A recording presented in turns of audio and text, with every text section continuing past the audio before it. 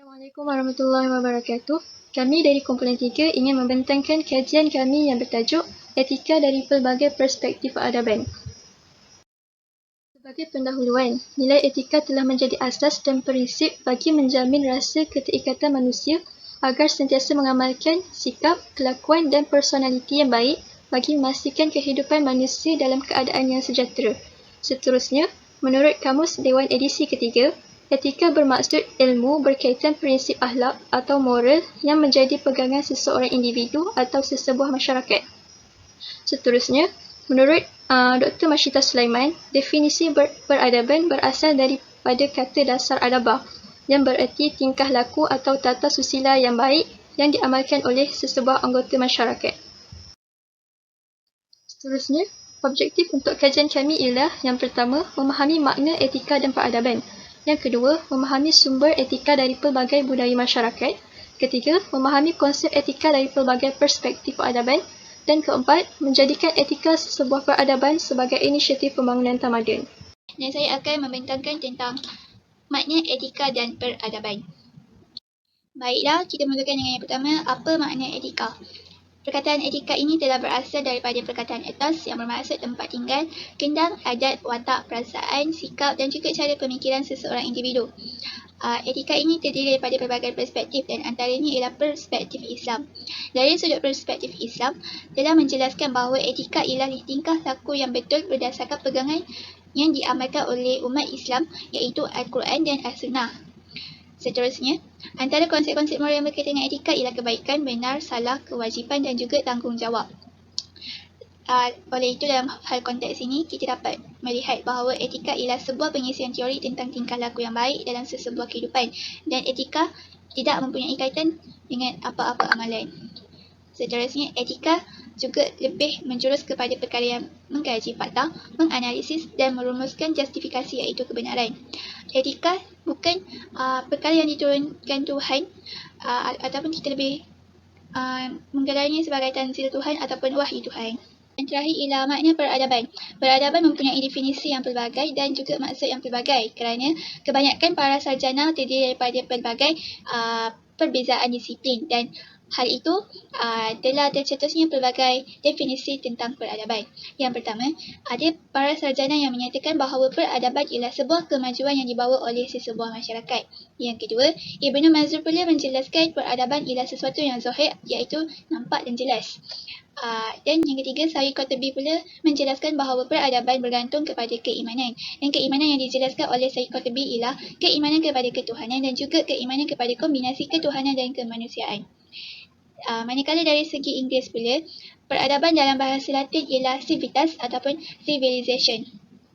Civilization ini merangkumi keseluruhan pembangunan manusia, iaitu yang bermaksud seni, pengetahuan, kepercayaan, moral, adat dan undang-undang. Kelima aspek ini ialah merupakan kayu ukur kepada kemajuan sesebuah masyarakat. Okey, yang seterusnya prinsip peradaban dalam Islam ada 3, iaitu yang pertama ketakwaan kepada Tuhan, iaitu kita sebagai orang Islam di muka bumi ini diwujudkan untuk dijadikan sebagai khalifah yang untuk mentaati perintah Allah dan juga meninggalkan larangannya.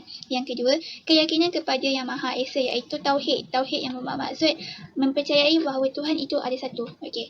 Yang kedua, ketuhanan manusia iaitu supremasi. Ketuhanan manusia supremasi ini bermaksud kepada supaya mendidik manusia supaya tidak bersifat haiwani dan juga lebih bersifat material. Sekian, terima kasih. Assalamualaikum warahmatullahi wabarakatuh. Saya akan membentangkan tajuk sumber etika dari berbagai budaya masyarakat. Etika yang wujud dan diamalkan oleh setiap budaya masyarakat bersumberkan sama ada daripada pegangan agama, falsafah yang diamalkan dan peraturan atau hukum yang patut dipatuhi. Yang pertama, dari aspek agama merupakan perkara yang tepat untuk memberikan orientasi moral. Penganut agama mendapati bahawa orientasi asas kehidupan dalam agama mereka. Setelah agama memerlukan kemahiran untuk memberikan orientasi, bukan hanya indoktrinasi, iaitu menanamkan sesuatu fahaman atau ajaran ke dalam fikiran seseorang. Moral yang terdapat dalam wahyu mungkin mempunyai penafsiran yang berbeza dan bahkan bertentangan. Etika boleh dikaji melalui akal fikiran berserta hujah rasional, manakala jika melalui agama, ia hanya berdasarkan wahyu itu sendiri. Yang kedua, dari aspek falsafah, Socrates percaya manusia wujud untuk satu tujuan. Juga percaya kebaikan dapat datang dari pengetahuan diri dan pada dasarnya manusia jujur. Dan beliau memperkenalkan idea undang-undang moral. Plato menjelaskan pemerintahan yang adil berubah setiap 5 tahun.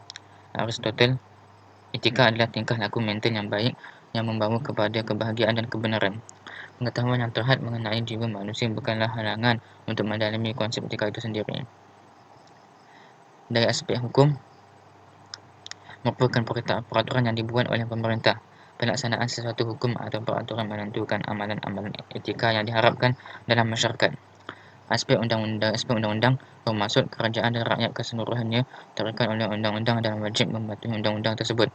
Inilah prinsip utama dalam konsep kedaulatan undang-undang. Dan terakhir, dari aspek budaya, merupakan warisan dari satu generasi ke generasi yang lain. Menjadikan warisan budaya sebagai sebuah standard atau panduan kepada masyarakat dalam perilaku mereka sehari-hari. Assalamualaikum warahmatullahi taala wabarakatuh. Okey, saya akan menerangkan tentang konsep etika dari pelbagai perspektif peradaban yang merangkumi 4 perspektif. Yang pertama, etika dari perspektif Melayu. Yang kedua, etika dari perspektif India. Yang ketiga, etika dari perspektif Cina. Dan yang keempat, etika dari perspektif Barat. Okey, yang pertama tadi, etika dari perspektif Melayu ini, dia merujuk kepada nilai-nilai baik ataupun nilai-nilai murni yang mana apabila seseorang itu melakukan nilai tersebut, ia akan mendapat ganjaran pahala. Yang kedua, etika dari perspektif India ini, ia lebih kepada mementingkan etika yang mereka gelar sebagai dharma, iaitu peraturan moral. Yang ketiga, etika dari perspektif Cina yang menekankan konsep moral dan etika yang perlu didapati oleh masyarakat Cina. Yang keempat ataupun yang ke-last ialah etika dari perspektif Barat, di mana ia memperkenalkan teori kepribadian mulia yang menekankan konsep the golden mean. Itu sahaja daripada saya. Sekian, terima kasih. Assalamualaikum warahmatullahi wabarakatuh. Hari ini saya akan membentangkan tajuk etika sebagai inisiatif pembangunan sesebuah tamadun. Kita bermula dengan konsep etika. Yang pertama sekali, etika dilihat sebagai asas dan akar kepada pembangunan ataupun kemenjadian sesebuah tamadun itu sendiri, iaitu merangkumi penerapan gaya hidup yang bertepatan dengan naluri kehidupan manusia itu sendiri, dan kemunculan khazanah dan warisan yang cukup memberikan nilai estetika yang menjadi satu titik tolak kepada inisiatif sebuah tamadun itu membangun. Kita beralih kepada yang kedua, iaitu faktor dan kesan yang mempengaruhi pembangunan sesebuah tamadun. Yang pertama sekali, pengurusan organisasi sosial. Kedua, kemahiran inovasi dan kreativiti. Ketiga, sistem saliran yang membantu sumber pertanian.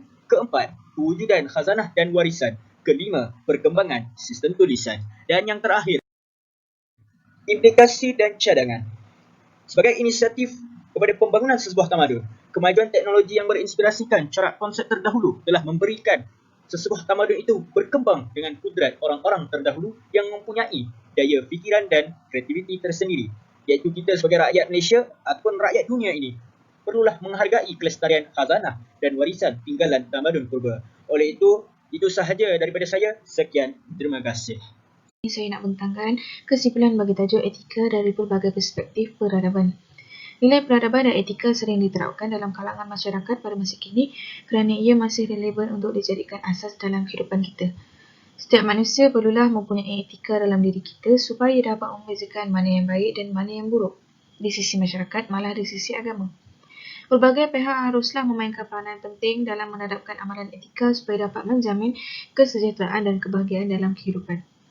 Kepentingan etika dapat dilihat dalam 3 konteks sejagat melalui individu, keluarga serta masyarakat. Melalui individu yang beretika akan mempunyai kestabilan fizikal dalam melakukan sebarang keputusan. Yang kedua, setiap individu yang mempunyai sifat etika dalam diri dapat membina jati diri yang baik kerana beliau mengamalkan sifat-sifat terpuji, malah sifat-sifat positif dalam diri mereka. Yang kedua, bagi keluarga. Yang pertama, ahli-ahli keluarga perlulah memainkan peranan penting dalam mewujudkan keharmonian sesebuah kekeluargaan. Yang kedua, apabila wujudnya keharmonian dan kebahagiaan dalam keluarga, ia juga dapat menjamin keutuhan sesebuah keluarga itu. Yang ketiga, daripada segi masyarakat.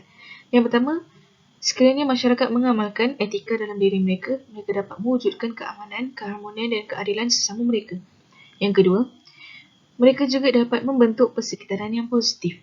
Yang ketiga, sekiranya mereka mengamalkan etika, mereka dapat menghindarkan daripada berlakunya masalah sosial yang sering berlaku dan yang sering tular di laman sosial malah di persekitaran kita seperti pembuangan bayi, pencabulan, mengedar dada serta rompakan. Itu saja daripada saya. Terima kasih.